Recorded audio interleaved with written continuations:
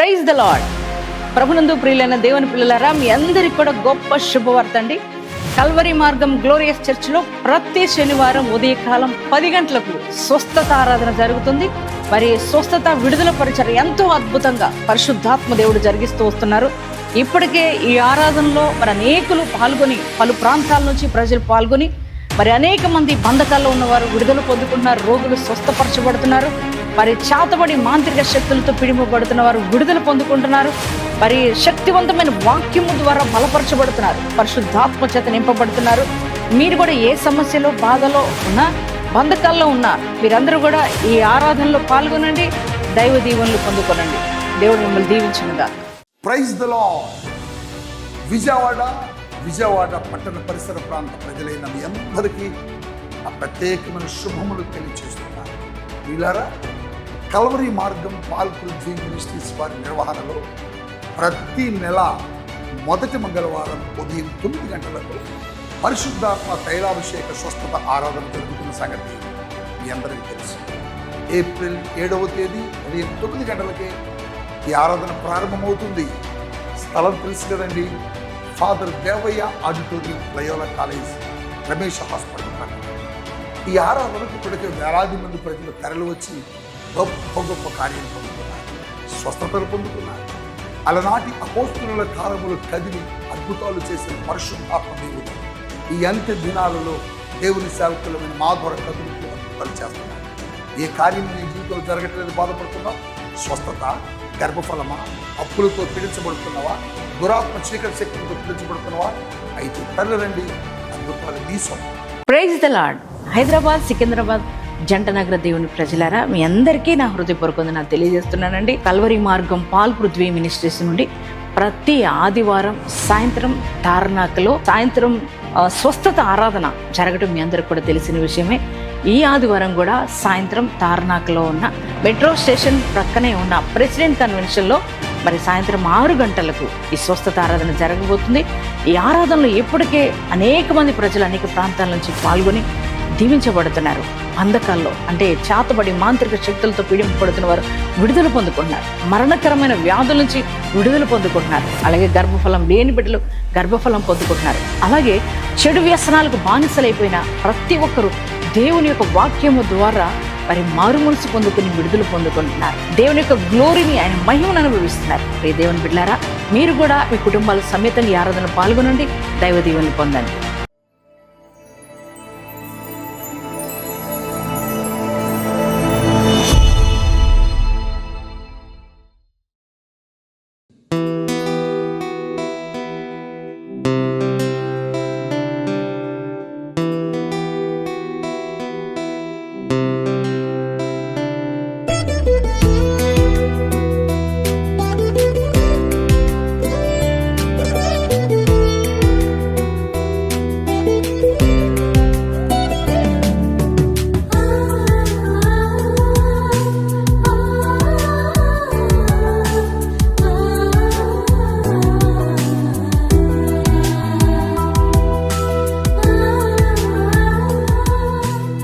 Praise the lord.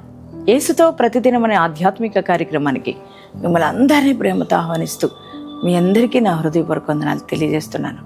దేవుని బిడ్డలారా, మరి ప్రతి ఉదయం దేవుని యొక్క మాటలు వింటూ ఎంతగానో ధైర్యపరచబడుతున్నారు కదా. మరి ఆయన యొక్క వాగ్దానాల కొరకు ప్రతి దినం ఎదురు చూస్తున్నాం కదా. మరి ఈ దినం కూడా దేవుడు శ్రేష్టమైన వాగ్దానం మనకి ఇచ్చారు. ఆ వాగ్దానం ఏమిటో చదువుకుందాం. యోహాను సువార్త 14వ అధ్యాయము 18వ వచనాన్ని చదువుకుందాం. మిమ్మను అనాథనులుగా విడువను, మీ యొద్దకు వత్తును. ప్రైజ్ ద లార్డ్ అండి. ఎంత చక్కటి శ్రేష్టమైన వాగ్దానం ప్రభు మనకి మాట్లాడుతున్నారు.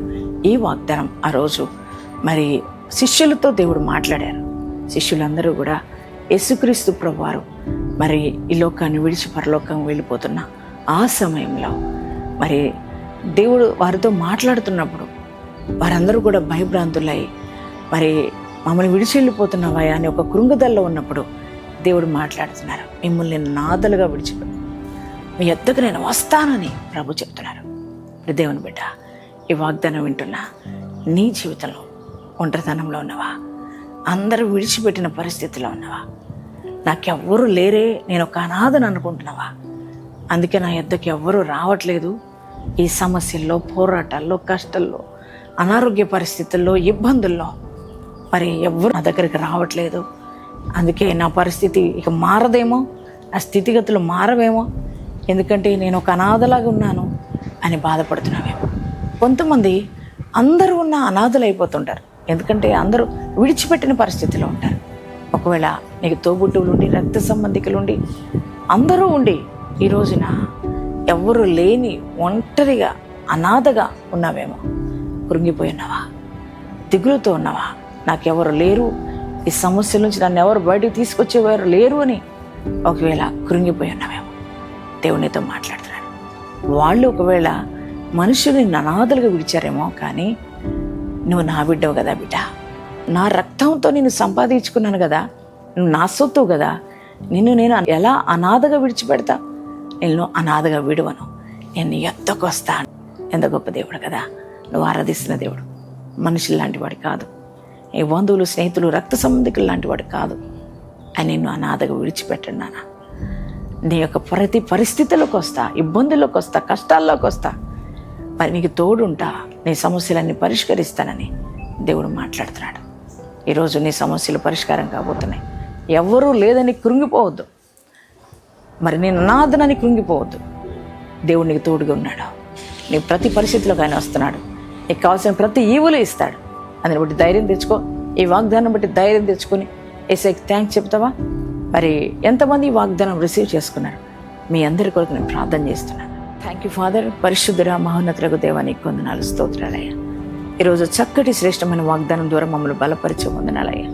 మిమ్మల్ని అనాథులుగా విడిచిపెట్టను, మీ యొద్దకు వస్తానని వాగ్దానం ద్వారా మాతో మాట్లాడావు. ఈ వాగ్దానం ప్రతి ఒక్కరి జీవితంలో నెరవేర్చమని ప్రార్థిస్తున్నాను. ఈ వాగ్దానం ద్వారా ప్రతి ఒక్కరిను బలపరిచినందుకు వందనాలు అయ్యా. అందరూ ఉండి ఈ రోజున విడిచిపెట్టబడిన పరిస్థితిలో ఉన్నారేమో. ఒకవేళ తల్లిదండ్రులు కోల్పోయి అనాథలైపోయిన పరిస్థితిలో ఉండి, ఆ సమస్యలు ఇంకా పరిష్కారం కావులే, మాకెవరూ మా యొద్దకు వచ్చేవారు లేరని బాధపడుతున్నారేమో. వారందరినీ జ్ఞాపకం చేసుకుని వారిని దర్శించి ప్రభా వారిని బలపరచండి తండ్రి నాయన.